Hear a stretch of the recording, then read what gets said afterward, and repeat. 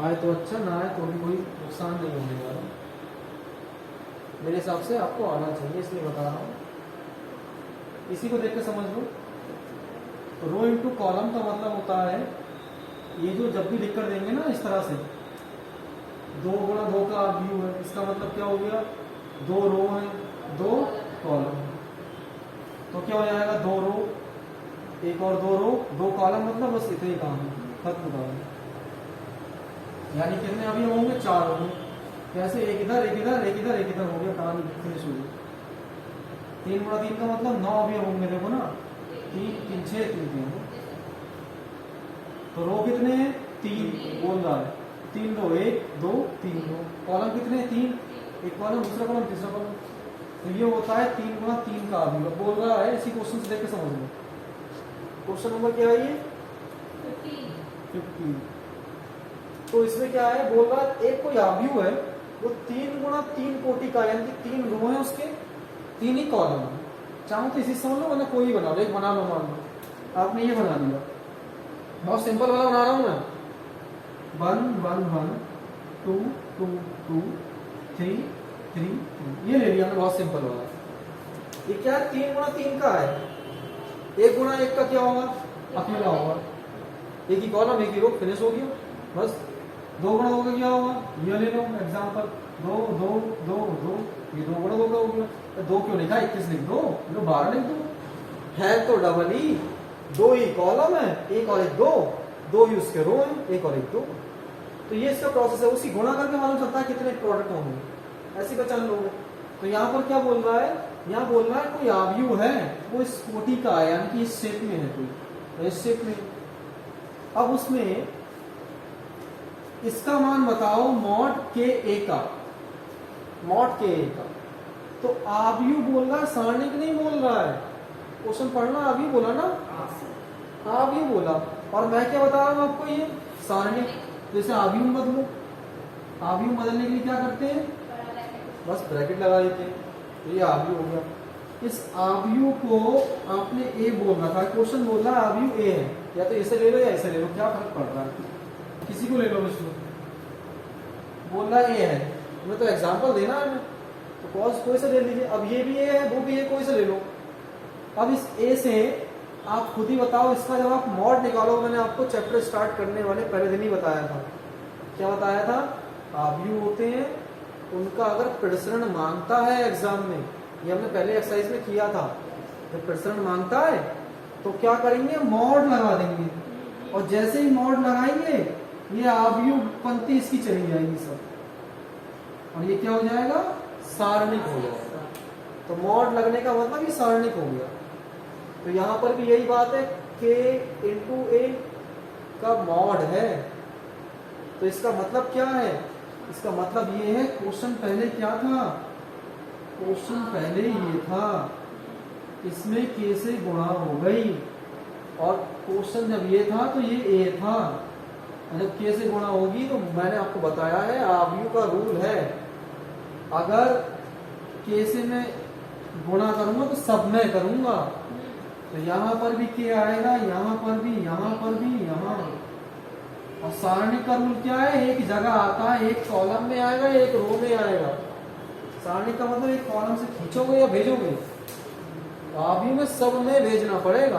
तो ये सब में आ गया, के आ गया, तो उसी कहने का मतलब मैं इसमें मॉड लगाऊंगा, मॉड लगाऊंगा तो इसका सारणिक बनेगा, सारणिक जब बनेगा तो ब्रैकेट हट जाएगा, अब ये सारणिक हो गया। अब आप इसको सॉल्व करोगे तो क्या आएगा, वो ये बोल रहा है। अब बात क्लियर हुई, के ए मॉड ए की वैल्यू बता दो, तो जब इसका आप प्रसरण करेंगे तो आपको याद रखना है, बहुत सिंपल सी बात है, मॉड ए का मतलब होगा इसका सॉल्यूशन, और के जो है जब हम मॉड निकालते हैं तो स्क्वायर फॉर्म में आता है, आप लोगों ने पढ़ा होगा।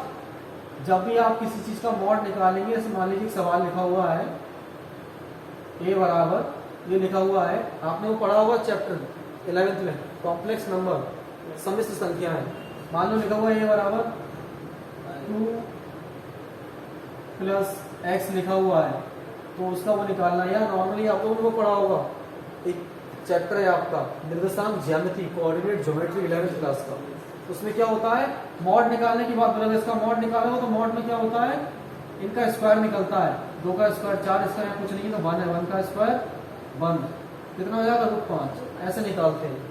तो यहाँ पर भी यही है, तो k जो निकल के आएगा वो k स्क्वायर निकल के आएगा, स्क्वायर फॉर्म निकलेगी। तो इसमें क्यों आपका आंसर हो जाएगा वो ये हो जाएगा।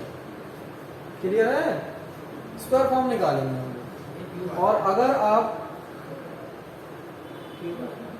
और अगर आप ध्यान से देखेंगे, अब वहां सारणिक फॉर्म, 1 मिनट रुक जाओ, 1 मिनट ध्यान से देखना, अब हमने सारणी को बदल दिया है, सारणी के बदला है तो 2 गुणा 2 के हिसाब से क्या आएगा, एक रो में से खींचेंगे तो 1 के आएगा, दूसरे रो में से खींचेंगे दूसरा के आएगा। और अगर ये सारणी ट्रिपल फॉर्म है तो तीनों में से खींचेगा, तो इसमें से खींचेगा तो आपके कितने हो जाएंगे, ये एक बार के आया, दूसरी बार भी आएगा, तीसरी बार भी आएगा। और जब इसकी एक फॉर्म और बड़ा हो, एक और होती है फॉर्म, वो होती है 4 गुणा 4 की। 4 गुणा 4 की में इधर भी मान लो कुछ के है, इधर भी के है, इधर भी के है, तो 4 क्या होंगे, 4 कॉलम आ गए, 4 रो भी होने चाहिए, तो ये 4 वाला फॉर्म हो जाएगा। तब ऐसी कंडीशन में चारों में से खींचेगा तो क्या हो जाएगा, k की पावर 4। तो आपने यहाँ पर 2 चीजें सीखी। पहली चीज क्या सीखी, अगर सिंगल है, सिंगल का मतलब कोई एक संख्या है, तो लिखा है 21 लिखा, कुछ भी लिखा है, तो वो है 1 गुणा 1 का आव्यूह। आव्यूह में सब में गुणा होती है, एक बार भेजोगे। और सारणिक में क्या होता है, इसे आव्यूह बना दोगे इसको, और अगर ये k से गुणा करो सब में करोगे, और जैसे ये अंदर चला गया, अंदर जाने के बाद ये बन गया सारणिक। अब आपने इसका मॉड निकाला तो ये सारणिक बनेगा, सारणिक बनेगा तो ये क्या हो जाएगा, यहाँ से भी कॉमन खींच लो, यहाँ से भी खींच लो, यहाँ से भी खींच लो, 3 खिंचाएंगे। यानी कि आपने एक चीज सीखी, आव्यूह में अगर मैं सवाल में 5 से गुणा करूंगा, अगर ये आव्यूह है 5 से गुणा करूंगा तो सब में गुणा हो जाएगी एक ही बार, सब जगह 5 पहुंचेगा। और जब मैं उसे खींचूंगा तो 5 पंजे 25, 25 पंजे 125 निकलेगा आंसर। कब निकलेगा, जब मैं उसे सारणिक बनाऊंगा। ये बात ध्यान समझो आप लोगों की, एक बात समझ में नहीं आ रही है, ध्यान से इस चीज को देख लेना, तब अच्छी तरह समझ में आ जाएगा, ऐसे बताने से कोई फायदा नहीं है।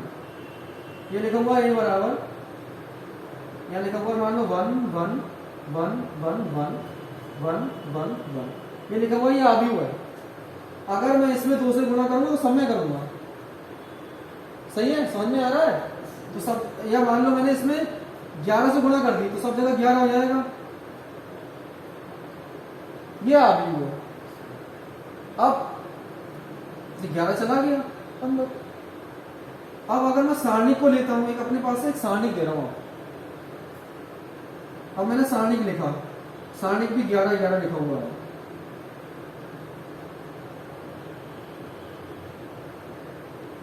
ग्यारह लिखा है। अगर मैं इसमें 1 से गुणा करूंगा तो किसी एक कॉलम में कर सकता हूँ, एक रो में कर सकता हूँ, सब में नहीं करूंगा। मेरे कहने का मतलब ये है, आ रही है बात, क्लियर हो रही है। आव्यूह का मतलब सब में होना है, सारणिक का मतलब एक जगह होना है। और अगर ये मैं आव्यूह से सारणिक में बदलता हूँ तो उसे बोलते हैं मॉड लगाना। इस पर मॉड लगेगा तो ये आव्यूह से सारणिक में बदल जाएगा। अब आप जब कॉमन खींचेंगे तो एक कॉलम में से खींचेंगे 11 निकल आएगा, ये क्या हो गया 1 1 हो गया। दूसरे में से खींच लो 11 एक और निकल आएगा, तीसरे में से खींच लो एक और निकला 11 इधर 3 हो गया, 11 3 हो गया। कहने का मेरा मतलब ये है कि आव्यूह अलग क्वालिटी है और सारणिक अलग है, उसको उस कॉन्सेप्ट को समझना है। तो कैसे पहचानेंगे, वो उसकी कॉलम क्वालिटी से पहचानेंगे कि रो इनटू कॉलम में कितना है। तो ये 3 गुणा 3 का था तो याद रखना क्यूब क्वालिटी आएगी आंसर। 2 गुणा 2 का हो क्या आएगा, स्क्वायर क्वालिटी आएगी। 4 गुणा 4 का होगा तो आंसर क्या आएगा, पावर 4 क्वालिटी आएगी। सही है। अब बताओ किसे समझ में